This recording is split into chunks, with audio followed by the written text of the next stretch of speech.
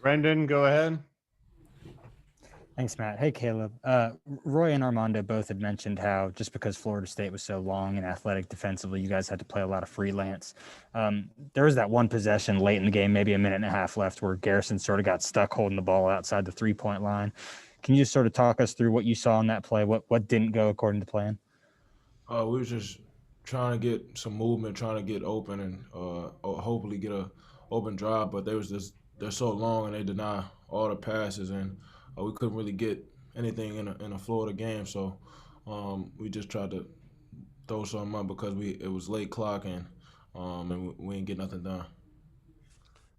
Greg.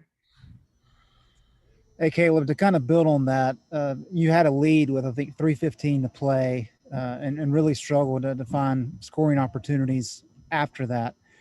How much of that was you guys trying to maybe force the issue a little bit, and how much was Florida State's defense? I think it was a little bit of both. They're a good defensive team, and we knew that coming in. They like to deny all the pass. They like to pressure us full court, 94. So just getting in our offense, we can't really want to set offense against them because they deny so much. So to beat them, you got to do a lot of movement, got to do a lot of screening your own man, and we couldn't really get nothing in the Florida game, like I said earlier. So it was tough to get good shots, and we find ourselves having to throw something up at the end of the shot clock. CL, go ahead. Caleb, even with the loss today, in what ways would you say this team has come out of this tournament more confident heading into the NCAA? I think we just found out how deep we are, and we really got guys that comes in and gives us a lift off the bench, and we really can play 10, 12 guys. So it's just tough for us because we wanted that championship. We wanted to get to that championship, but just coming to this tournament, we learned a lot, and we just got to push forward for this next stretch. Mike Topper, go ahead. Hey, Caleb, going off along those lines, I wanted to ask you if I could please have you look forward just a little bit. For you and a lot of guys on this team, this will be your first NCAA tournament experience. What are you looking forward to most as you get ready for Indy here next week? Just taking it one game at a time. That's all I care about is winning, and just winning one game at a time, focusing on the game ahead of us, and just trying to win, just doing whatever I can to get us a win, and my teammates being locked in and coaches just lifting us so we can get this national championship. Ross. Hey, Caleb, there's plenty of positives to take away from the 3 games, even coming back in this contest.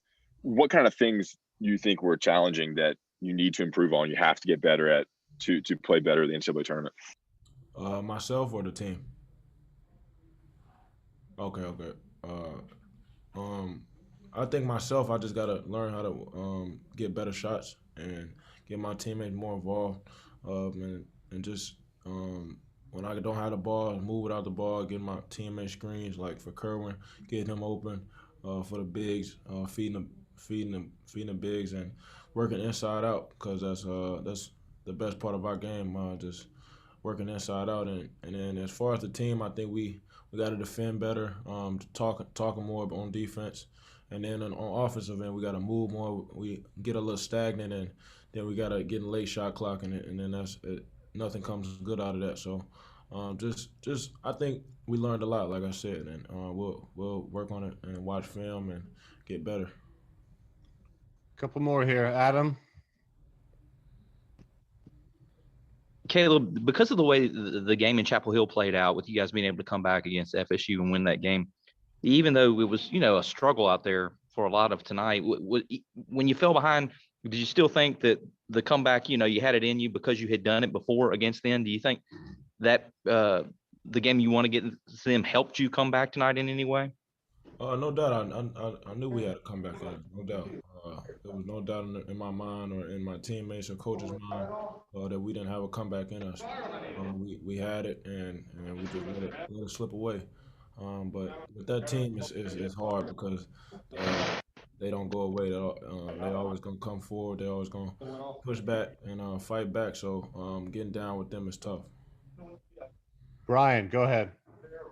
Caleb, you mentioned Florida State's hard to play because they switch so much, but they also, are kind of unique because they'll run 12 deep with guys that are all pretty athletic. Is it, hard just to keep up with them towards the end of the game when they're just, they have fresher legs because none of them are playing anything close to 30 minutes? Oh yeah, it's tough because they do play like 12 guys and they haven't played a game in the ACC yet, but in the ACC tournament yet, but that's no excuse. We should have handled business, and there's no excuses that we should have won that game. All right, last one, Brendan, quickly. Thank you. Yeah, Caleb, you mentioned how you guys thought you had the comeback in you, and we know with 3 minutes left, you had the lead. What did Coach Williams say at halftime to sort of spur you guys on? Like, how did he sort of challenge you guys in that moment? Just telling us to compete. He telling us we've been here before, and we came back, and then Coach Davis gave us another speech about how we always dig ourselves a hole, but every time we lock in and we compete in the second half, we always come out on top. But we fell short this game, and like I said, it's a new season now. Now we gotta lock in for the NCAA tournament. Thank you, Caleb. Thanks, everyone.